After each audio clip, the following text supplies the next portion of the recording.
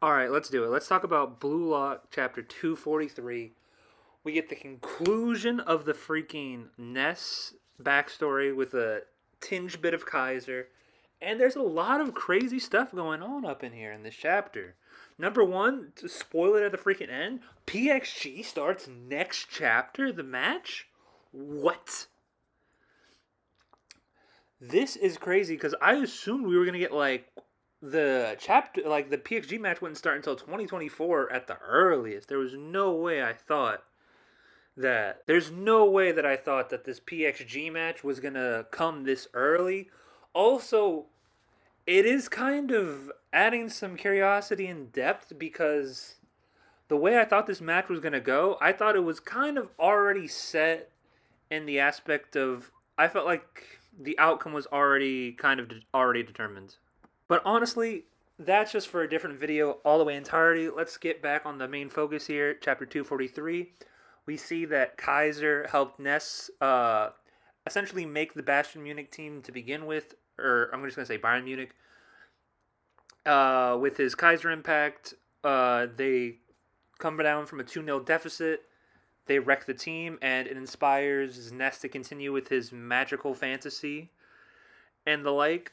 Meanwhile, we get a little bit more info on Kaiser and his the meaning behind his blue rose tattoo, and that he despises people who give up, abandon their ego, weakness, etc., etc., which is why he chose a tattoo of something that doesn't occur in nature, that you can make anything a reality as long as you have the skill and the will to achieve it.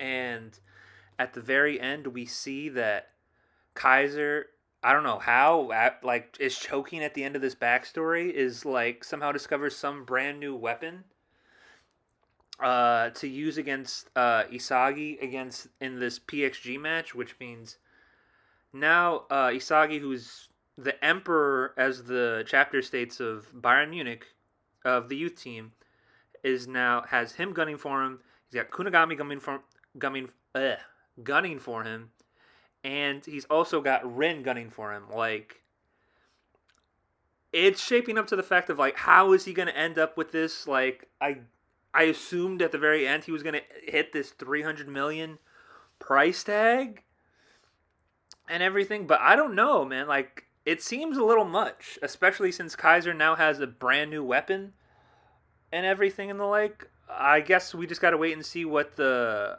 Isagi and the other guys were cooking up with. We know Ikaguri latched onto something, and just to see what the starting 11 is in general, which I'm assuming will be revealed in the next chapter if the match is about to start. So on that, wait and see. All in all, it was I like this chapter much better than the previous one. A much better transition chapter. More plot relevant things, just more character depth in general and everything. As like I didn't think we needed anything on him, but ultimately it's refreshing to see. Um, Particularly in the because of how that relates to Kaiser. I think a much more important character to give more depth and backstory on in general. But all in all, a solid chapter. Can't wait for the next one, which will be a big one, I have a feeling. All right, take it easy.